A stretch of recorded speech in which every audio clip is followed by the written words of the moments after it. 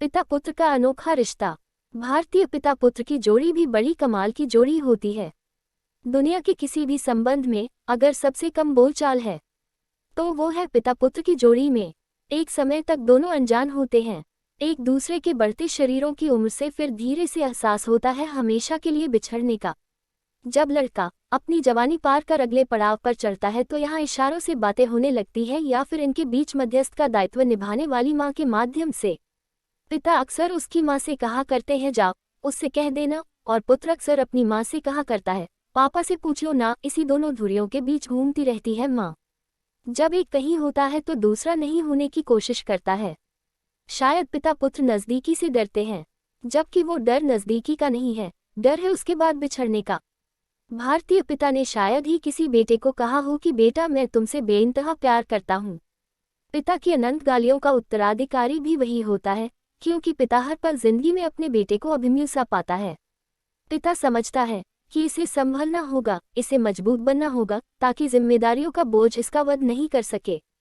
पिता सोचता है जब मैं चला जाऊंगा इसकी माँ भी चली जाएगी, बेटियां अपने घर चली जाएंगी, रह जाएगा सिर्फ ये। इसे हर दम हर कदम परिवार के लिए, आजीविका के लिए, बहू के लिए, अपने बच्चों के लिए चुनौतियों से, सामाजिक जटिलताओं से लड़ना होगा। पिता जानता है हर बात घर पर नहीं बताई जा सकती, इसलिए इसे खामोशी में गम छुपाने सीखने होंगे। परिवार के विरुद्ध खड़ी हर विशालकाय मुसीबत को अपने हौसले से छोटा करना होगा। ना भी कर सके तो खुद का वध करना होगा।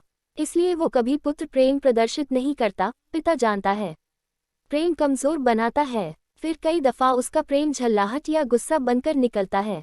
वो अपने बेटे की कमियों मात्र के लिए नहीं है, वो झल्लाहट है जल्द निकलते समय के लिए। वो जानता है उसकी मौजूदगी की अनिश्चितताओं को। पिता चाहता है कहीं ऐसा ना हो इस अभिमन्यु का वध मेरे द्वारा दी गई कम शिक्षा के कारण हो जाए। पिता चाहता है कि पुत्र जल्द से जल्द सीख ले, वो गलतियां करना बंद करे, क्योंकि गलतियां सभी की माफ है पर मुखिया की गलतियां माफ नहीं होती। यहाँ मुखिया का वध सबसे पहले होता है। फिर एक समय आता है जबकि पिता और बेटे दोनों को अपनी बढ़ती उम्र का एहसास होने लगता है।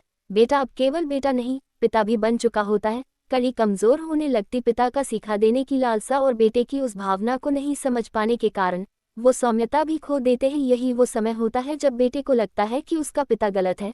बस इसी समय को समझदारी से निकालना होता है, वरना होता कुछ नहीं है, बस बढ़ती झुर्रियां और बूढ़ा होता शरीर जल्द बीमारियों को घेर लेता है।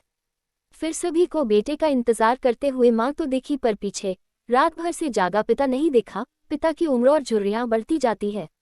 ये समय चक्र है। जो बूढ़ा होता शरीर है बाप के रूप में, उसे एक और बूढ़ा शरीर झांक रहा है आसमान से, जो इस बूढ़े होते शरीर का बाप है। कब समझेंगे बेटे, कब समझेंगे बाप, कब समझेगी दुनिया। ये इतने भी मजबूत नहीं।